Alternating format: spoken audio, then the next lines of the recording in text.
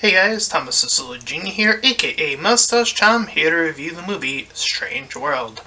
If you end up enjoying this full movie review, then please feel free to like, comment, and subscribe. Also make sure to check out those links in the description. One, will head over to my petition to help out smaller YouTubers. Second and third, to my Patreon and PayPal, where you can help support me and my channel directly.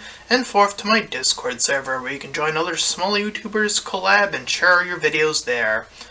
And Shilling will be reminded at the end of the review. With all that out of the way, let's get into Strange World. Now, among other people, I will also admit that before getting into the plot, that I did not see this movie being promoted all too much. I think I saw the trailer like twice before seeing the movie. And apparently other people caught on to other aspects that I had no clue about. And as per usual, those things got bigger blow-ups that I just genuinely didn't catch.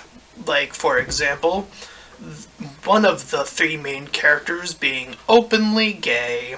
I actually had no clue that that was a thing that was going to happen in this, based off of the trailers I saw, but apparently this blew up. And as per usual, and not so surprisingly, certain people, came out against that, obviously, because once you introduce that there's a gay character, all of a sudden people come out and say, well, the kids can't see gay characters, that'll make them gay, or, you know, the homophobic rhetoric that kind of spills into it, no matter how much they try to hide it. I mean, that's what a part of homophobia is. It's a fear of seeing or spreading the same-sex ideology to kids. Like, that fear, that is what that is. That is a part of homophobia. So, that did happen. And I did see certain reviews that had that stigma attached to it, where they were saying, well, I'm not homophobic, but it's for the kids, so I don't want kids to see, you know. It's way too predictable in that regard to hear people say that and then say the very thing that would make them homophobic, unfortunately, to a degree. I don't think a lot of people catch on that they're doing it sometimes, if I'm being completely honest. I want to be fair to those people.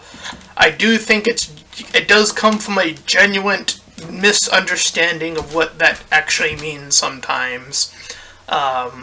Anyways, so obviously I'm not, as a reviewer that reviews movies as objectively as possible, I am not gonna say it is bad because the character is gay. I'm not allowed to do that. That is not fair. Nor am I gonna say it is bad because it did not make money, because apparently it did not do that well in the box office either. That is also not fair.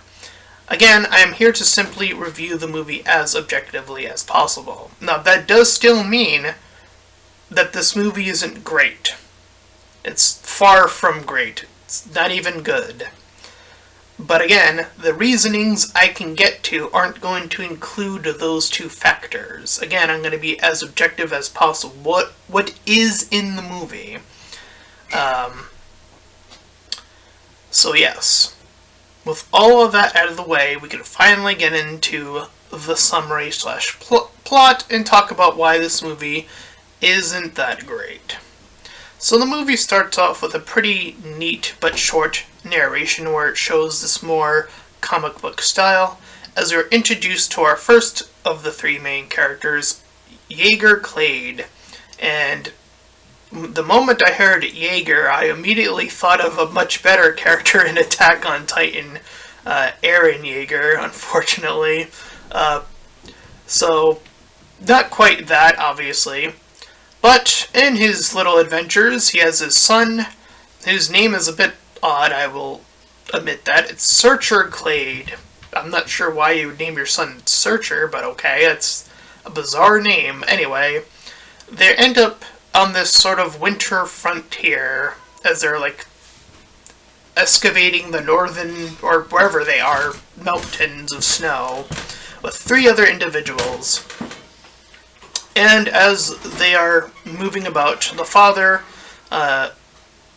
saves the son pretty early on here.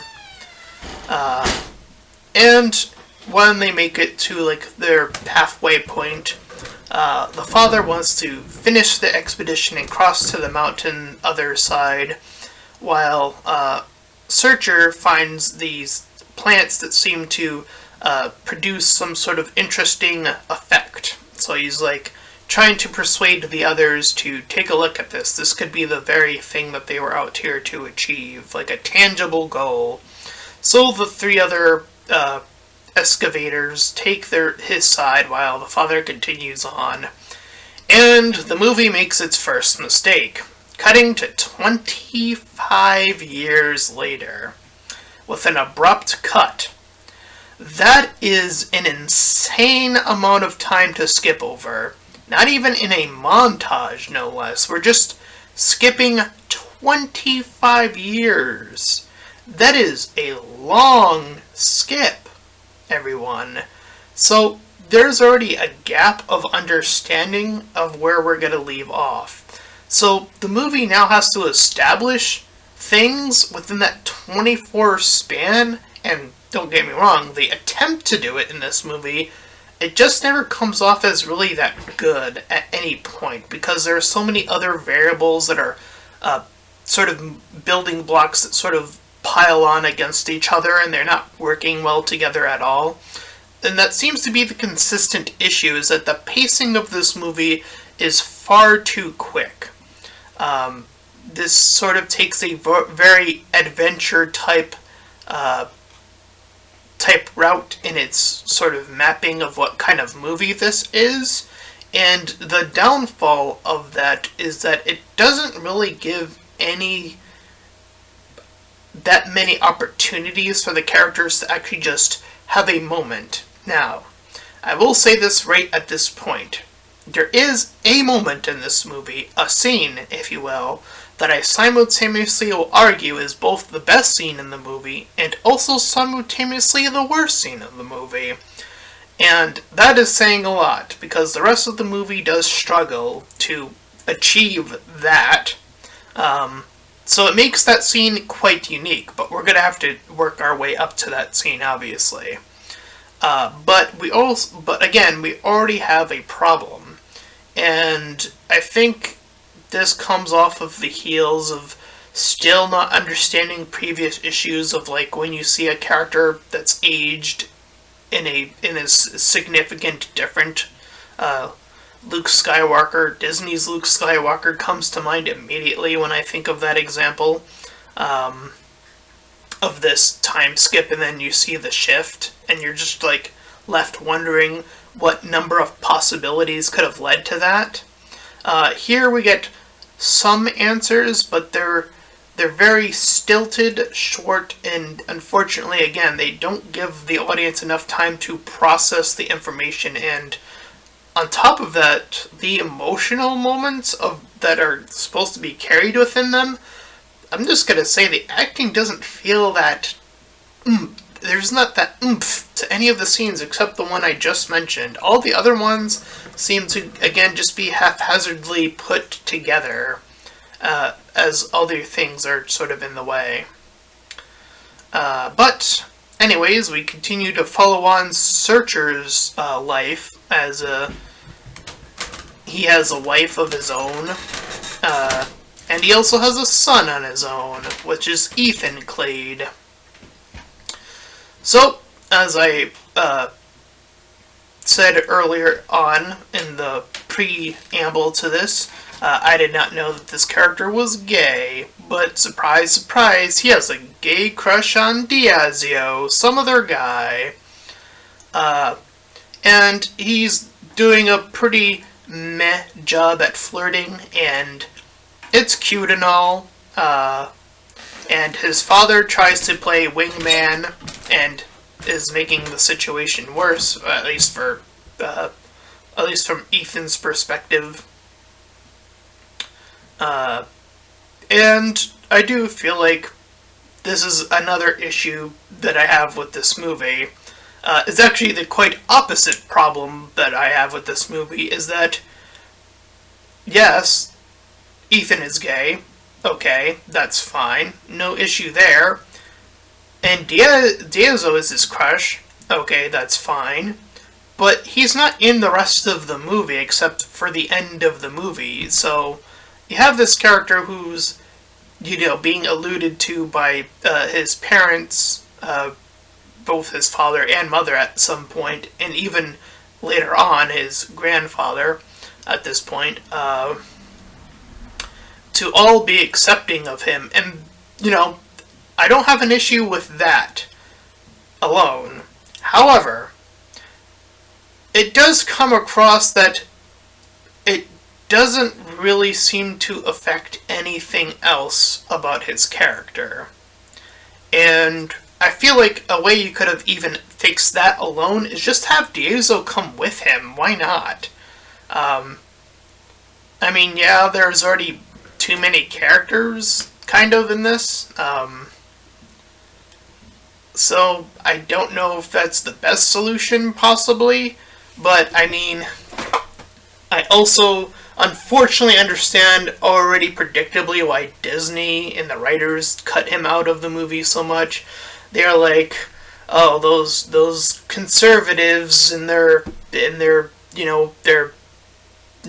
ways of thinking, they're gonna hate us, so we better we do want to have that LGBT plus representation though, but so they're trying to balance the scales, and then they're like, oh, just have them in this short segment of the beginning of the movie. And that's what they lead up to, seems to be the end result of that. And I've said it before, and I will say it again. When it comes to LGBT plus representation, Disney's just not good at it yet. And this is just another example of that. It's not good at it yet. It's never been good at it.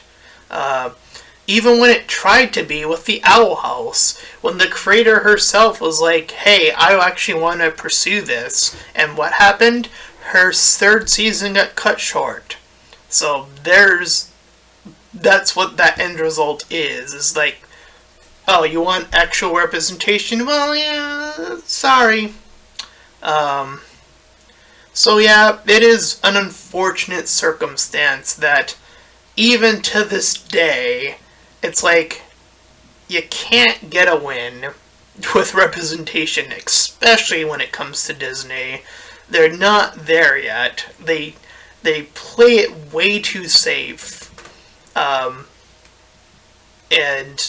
I think even with the whole everyone just accepts him, I think the other reason for that is they didn't want to bump into the other cliche of there's the one person who's like maybe perhaps even homophobic themselves, perhaps, which is a pretty known cliche. And here's the thing about cliches, and I've said this before, and I'll say it here. Every cliche has been done before. Even the whole acceptance thing has been done before. Every cliche has been done before. It's all about execution. And again, I do feel like even this execution of just having everyone accept him,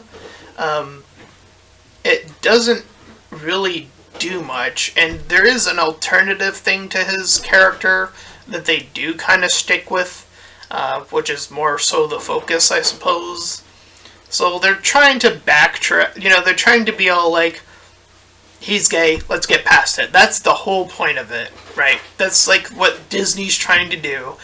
Like, it's gay, it's okay, let's move on. That's exactly, I know it. I know that's the reason.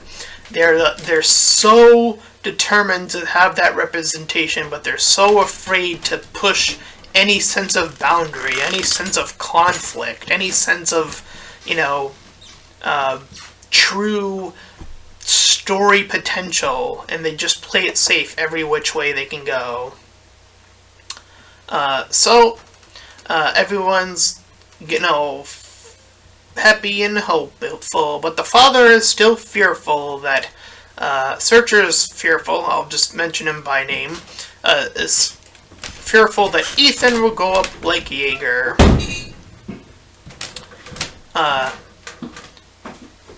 And so as they're sort of riding into town, the son gives his Searcher a compliment, and he's like super overexcited.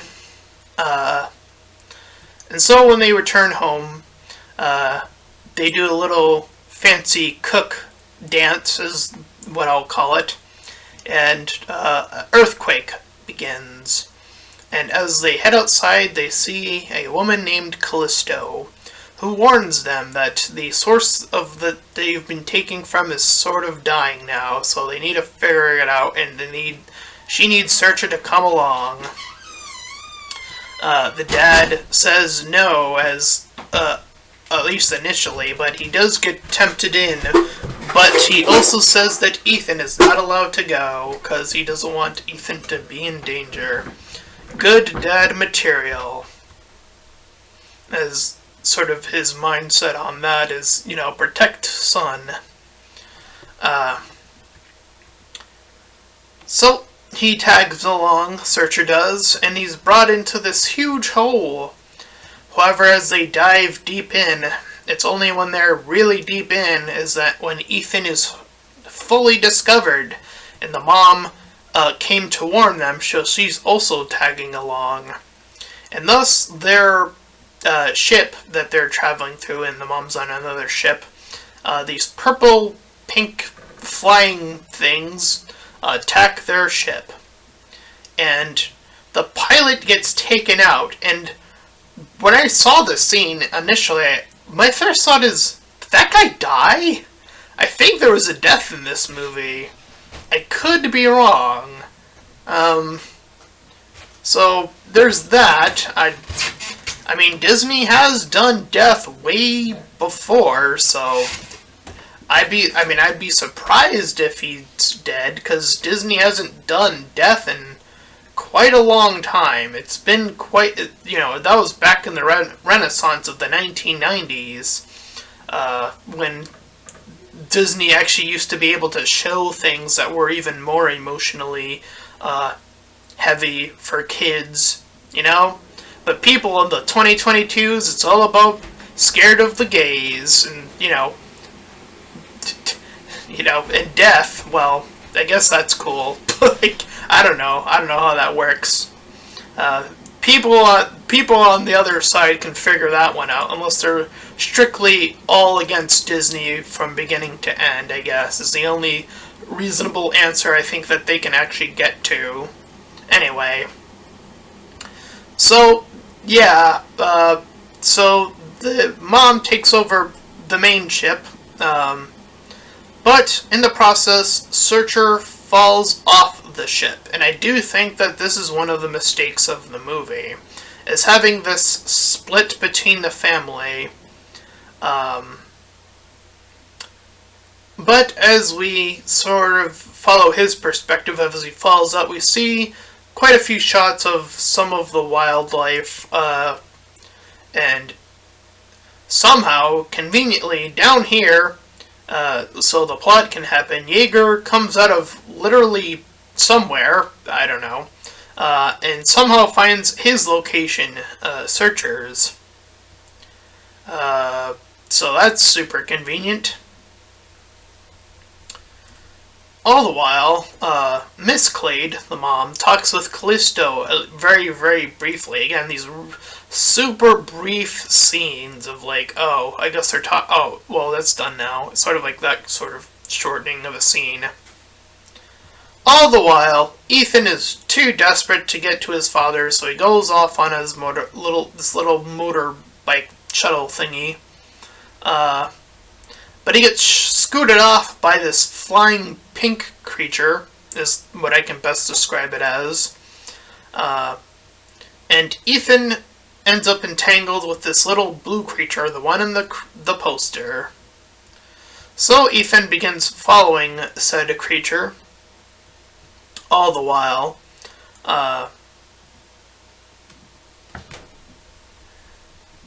So Ethan is taking deep care of this little blue creature, and he eventually comes to call it Splat. So they're interacting, and this actually hits on one of Disney's older cliches of, the dog comes with them so they can have that animal companion, which is a very vintage Disney trope. And I suppose Splat is considered among that variety too. So, anyways, so Ethan explains how he wants to be like this heroic figure, but he's kind of on his own right now and is a little scared. And all the while that's happening, during Yeager's conversation with Searcher, he discovers that he has a grandson. All the while, as we cut back and forth, Splat gets hit by this green spark thing that is affecting him badly, I guess. And Ethan takes more time to help out this little creature. So it's very evident that he does seem to be able to recognize and slow things down and take care of things around him. So it's a non-dialogue, helpful little tidbit about the character it's beyond just, to give the movie some credit here, where I can. But again, it's very minute in other facets. So the trio of the family finally unites, and they escape from the monsters. All the while, Ethan gets saved in the process by Splat. So as they're continuing to flee, they somehow get saved by the mom, who comes completely out of nowhere, also knowing their location. So that's twice a convenient character just returns to where other characters are with no preconceived notion as to that's where they are. So that just keeps happening in this movie. That's almost as if that's not really a great thing if it keeps happening. And now it's happened twice. So we're a little bit getting on the iffy territory on this movie now. As if things are going to get way worse. And they will.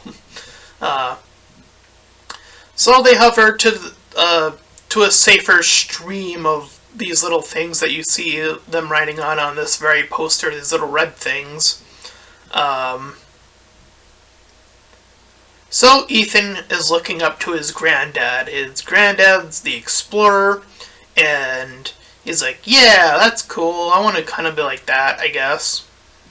And the son, the granddad's like, hey, you have a special someone in your life? And this is where you get that first, or this next level of acceptance, where, yes, he says he has a crush on a guy, and his granddad, as I already mentioned, is like, hey, that's fine, and gives him some interesting advice, like, put your crush in danger and then save him. That will work, I guess. That's the advice he gives, so I'm just putting it out there. And after this advice, we come to the scene. I called it out earlier. It's the best and worst scene of the entire movie. So, we're explicitly told, the father Searcher says, we should hurry along as they're finally reunited with the ship. They're traveling to a new location. That we should hurry up. We have a mission, etc., etc. But the grandfather says, we actually have quite a bit of time. It's going to take a bit of time to get to this second location. So, he literally states that they have time.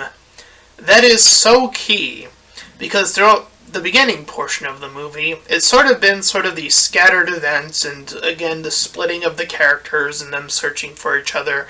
Not too many dialogue moments here and there. Very, very shattered, like very minuscule tidbits here and there about characters, not really putting out that much of who they are, unfortunately. Just little things. So here, again, we're explicitly told as an audience, we have time. We have time. Keep that in the back of your mind as you hear what I'm about to say next.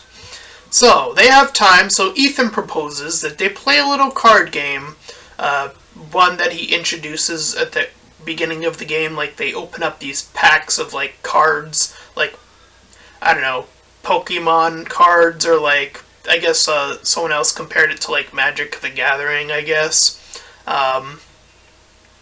So it's sort of a game like that, I think. I've never played Magic the Gathering, so I'm not sure how that game specifically works, but comparatively speaking, anyways, point being is that the point of this game is apparently to sort of board up this little tile thing with these cards and sort of create an ecosystem with the cards you are given.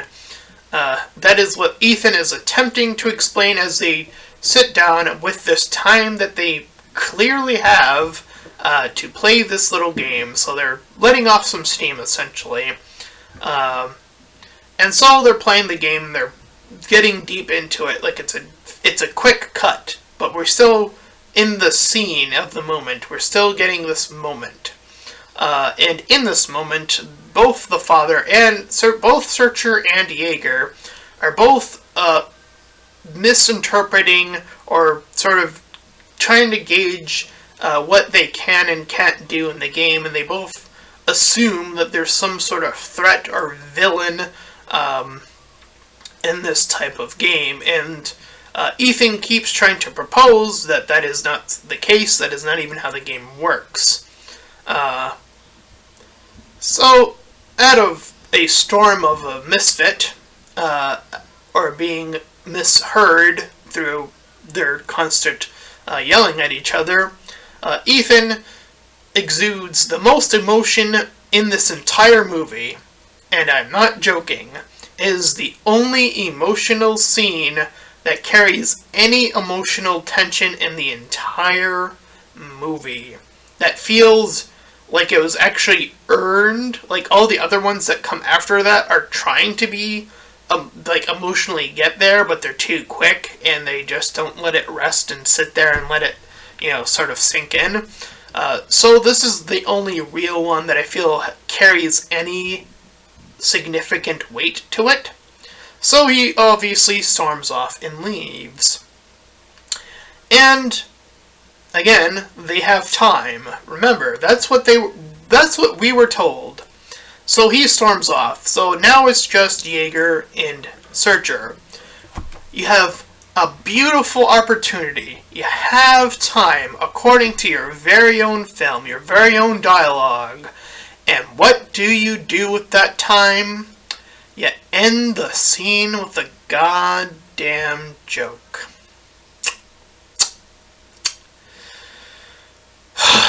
You know, it's sad when the Marvel creep of its terrible sense of balancing drama and comedy ekes its way into other properties of Disney, because that is exactly what this is you had an emotional, dramatic scene that actually had some dramatic weight and some pretty decent acting, all things considered, and then you ended it with a goddamn joke. What were the writers thinking? You told us you had fucking time. Why did you cut the scene here? Why? There is no excuse for this. Absolutely none. You had the perfect opportunity here, right here and now, to have an additional conflict, because you had the time, you told us so. So at that time, after Ethan storms off, you could have had several things happen in this moment. So I'm going to go over all of the opportunities this movie missed out on by skipping this scene. Number 1, have Searcher develop this sort of in-the-moment hypocrisy. It's a beautiful potential for that type of moment. We've seen the little flashes of the fear of Ethan becoming like Jaeger.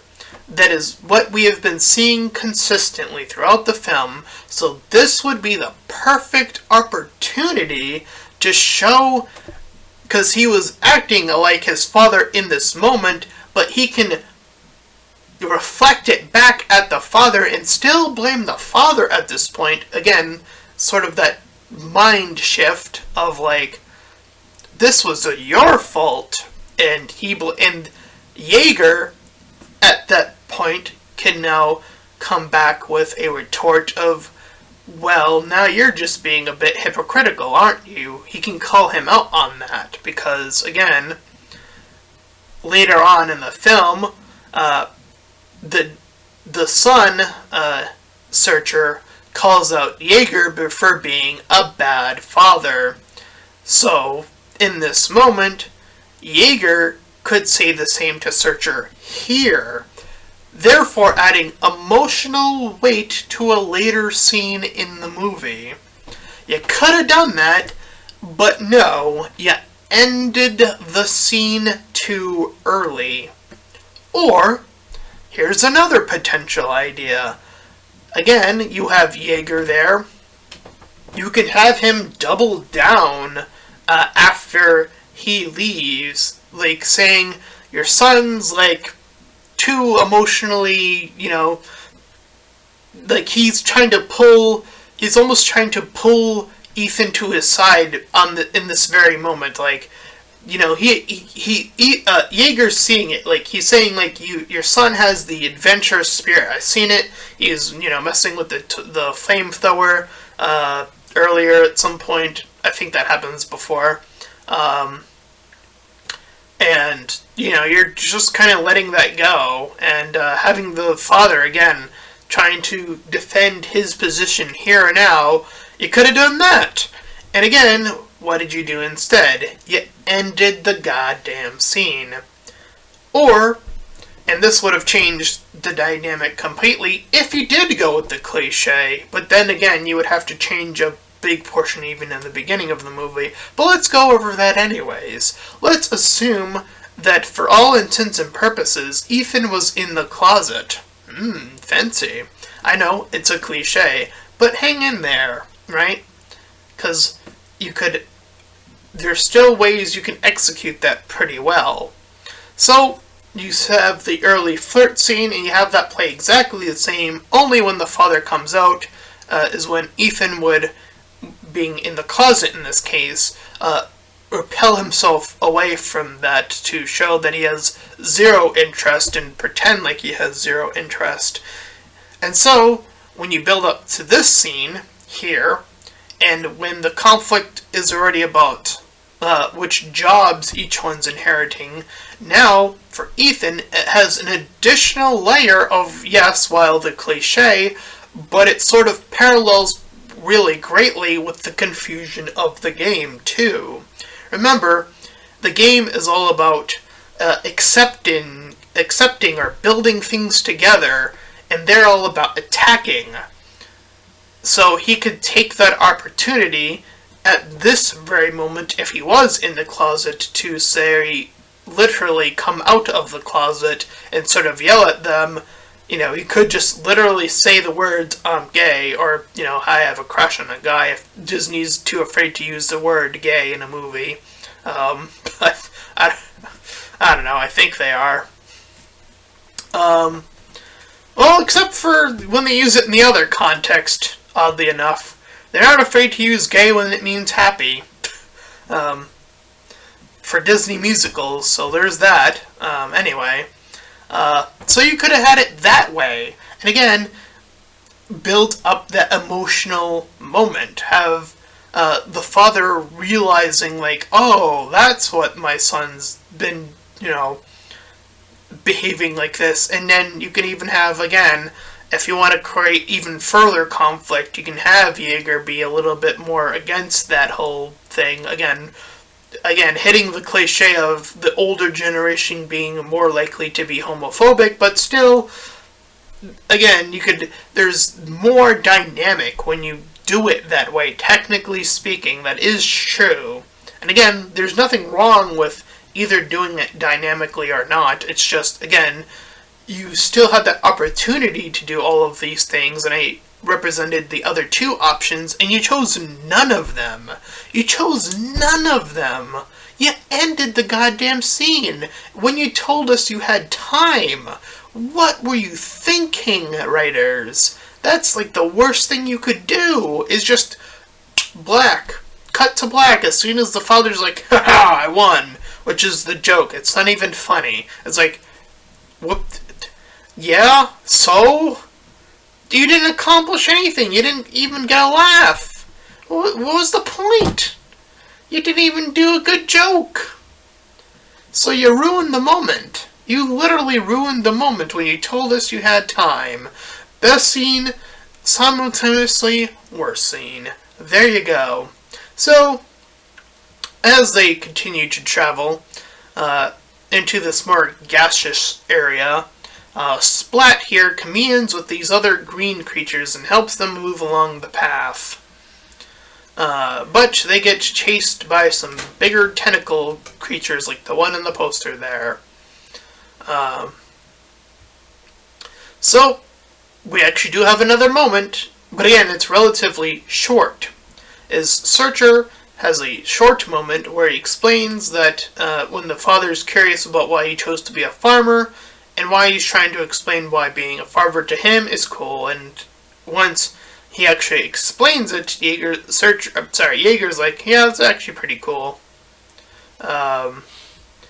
And we also get Yeager's in response of he feels like he's been doing his job too long.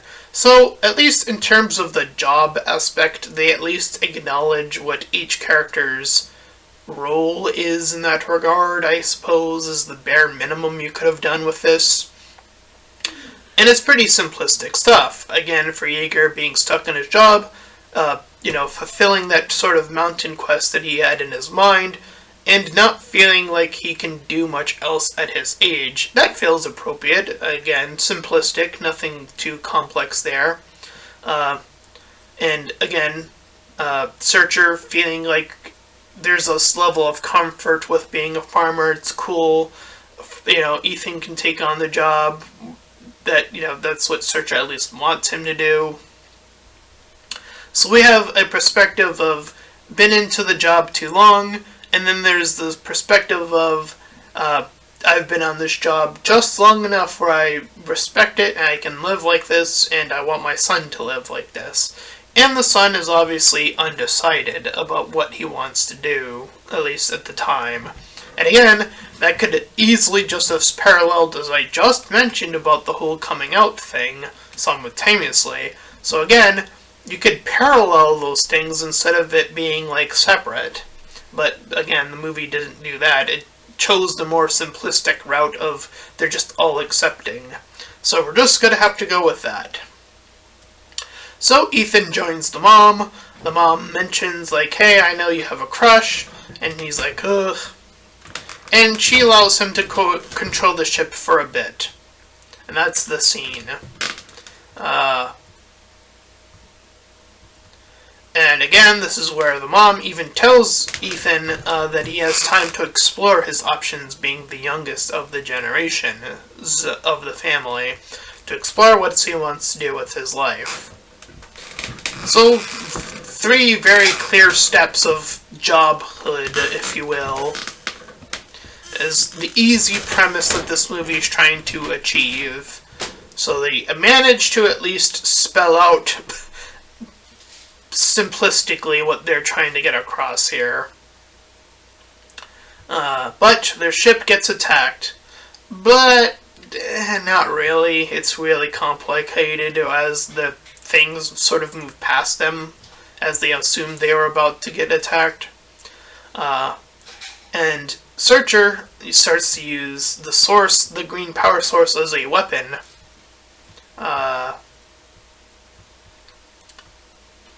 And this is where Searcher, simultaneously after the fact, officially blames his dad, Jaeger, for Ethan's exploring nature as they're out, and Ethan wants to join the exploration side of things, and he's like, no. So another quick short scene of that.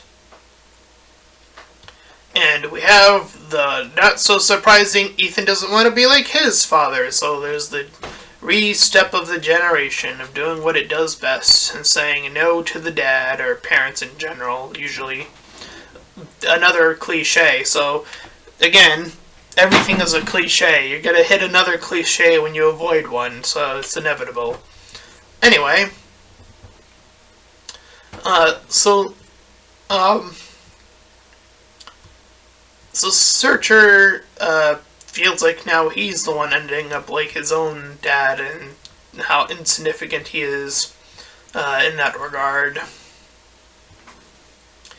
But as they continue to explore, they discover that the world that they have been, this strange world that they have been exploring, is actually actively alive, as they actually move out the outside of it and see this creature's eye. And Ethan figures out that they, as their ship has actually been sort of like, almost like a virus of sorts. And I suppose it's a pretty nifty thing for the movie. Though there are definitely a few questions that come from that, like how did they not know before that that's the case, but okay. I don't know. Anyway. So, Searcher calls out to his dad, Jaeger, to his face. So this is the point of where I'm mentioning, like, oh, they're doing another bit. So again, you could have had that repetition from before, as I mentioned. So, because this is where, again, Searcher's calling out his own dad. You were a bad dad to me. You were so busy exploring, you had no time for me. You left for 25 years. Mom left. And then Disney does a slight twist where the Jaeger assumes that she's dead, and he's like, no, she left. Because he says she's gone. So he sort of infers, and then Searcher has to explain. Anyway, so as the team, or a part of the team, want to continue on their mission, including Callisto, the others, and the family gets trapped. And Splat and Dog are the one, I don't remember the dog's name at all, and Dog help them out. So Ethan plays distraction, while Jaeger returns knowing what location to get to in this little cluster of events happening down below. So the creatures swarm inside this opening that both Jaeger and Searcher create for these little wiggly tentacle things, and they begin to swarm into this hole. So the ship takes off, and they briefly leave Splat as the sort of life of the planet sort of is able to reform as they, did what needed to be done, I guess. Yeah, the ending's a bit weird, as that manages to heal the planet, I guess, as all the animals getting into the bloodstream, I guess, is the way I would put it, if you're thinking about the human body. Anyways, so they look out into the water, and they have a nice little moment, and then we cut to them returning to the farm. And it's like 1 year later, or like some amount of time later. I forget what length of time. And we see Jaeger following up some random woman that he had a crush on his own, I guess. I don't know. Sorry, I just said Jaeger. Searcher, continuing to live on the farm. And Ethan down below with his boyfriend, confirmed. At least it seems to be the case by the end of the movie. Again, they just sort of hook up, I guess, off screen. Unless they were already an object when they began the movie, that even of itself is unclear to me. But again, no surprise, since Disney has a terrible habit of not explaining these things. And that's where the movie ends. And that was Strange World. So, again, it's really obvious what the problem of this movie is. It's a combination of terrible pacing and very simplistic writing while trying to block these adventure set pieces along with way too simple writing, as it allows this one potential moment in the entire movie to actually signify anything of emotional tension in the movie, which would carry a lot of weight in this type of movie for anyone, and sort of, again, disregards or so simplifies every other moment. If you gave those separate little moments, like a few minutes more, like, let it sit, and you know what, let the actors act. It feels like the later scenes, it just says like they're saying the lines later on in the film, like, the whole thing about the Searcher blaming Jaeger, it's just, even that felt like the actors are just reading their lines, and again, the only scene that seemed to be void of that was, again, the scene where they're playing the cards. And that was the only scene that seemed to, again, give them time, then proceed to cut that time short. It is a movie trifled with pacing issues. It is just phenomenal how much time they waste just gallivanting about, and it feels like the movie needed to be longer and needed to fill in that space with meaningful slow moments, is what this movie felt like it desperately needs to be anything meaningful. Because as is, this movie is kind of just boring, quite frankly. It's just, you have that one moment, and when I was watching it, I was like, oh, something actually interesting is happening, like, oh, I'm actually starting to get invested, and then the rest of the movie happens, and I'm like, what happened to that scene? It just ends, and then that's it. There's no other scene that even compares to that scene. What happened? You actually had acting, and you actually had, animation that supported the acting, and you actually had everything else sort of flow into a well-orchestrated scene, and then you cut it short. What happened? It's so remarkable how vastly they failed in this regard. And again, it just doesn't come as any surprise to me, like any of the other factors as I mentioned in the beginning. Like, again, playing it safe with Ethan's character being gay, for example. I'm not even remotely surprised. And it's because of other people who keep saying, like, well, it's not for kids. And Disney has to placate to that. It's like,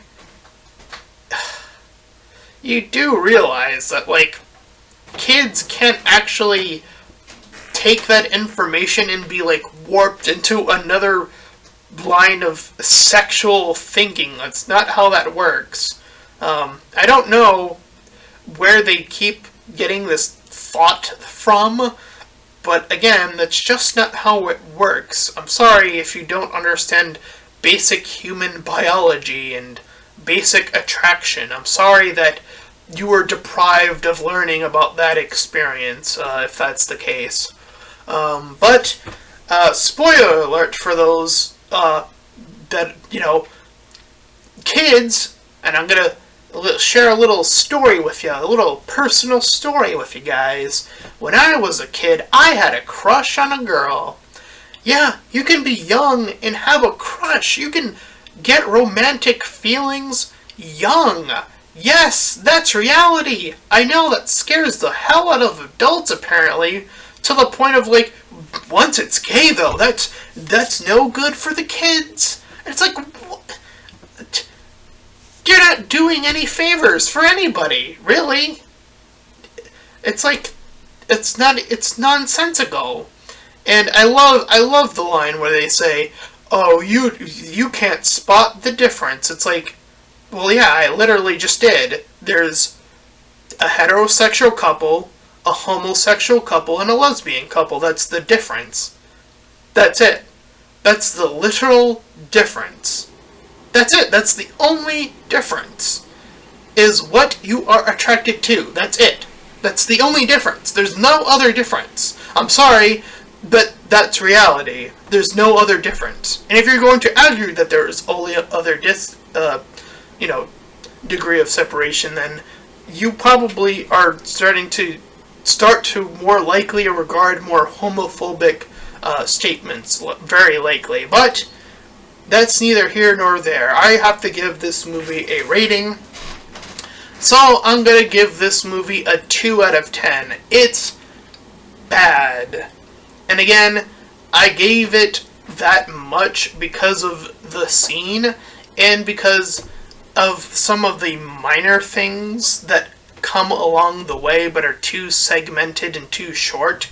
I don't want to completely disregard those necessarily, so I'm going to stick with either a 2 or a 3, somewhere around there, as my final score for Strange World. And again, notice how I didn't bring up the other two things which I said I wouldn't, in that regard. So there you go. That's my objective review of Strange World. And if you ended up enjoying it, then please feel free to like, comment, and subscribe. Also make sure to check out those links in the description. One will head you over to my petition to get into to my Patreon and PayPal, where you can help support me and my channel directly. And fourth, to my Discord server, where you can join, talk with other YouTubers, collab, share your videos there, all for free. And until next time, everyone, bye-bye!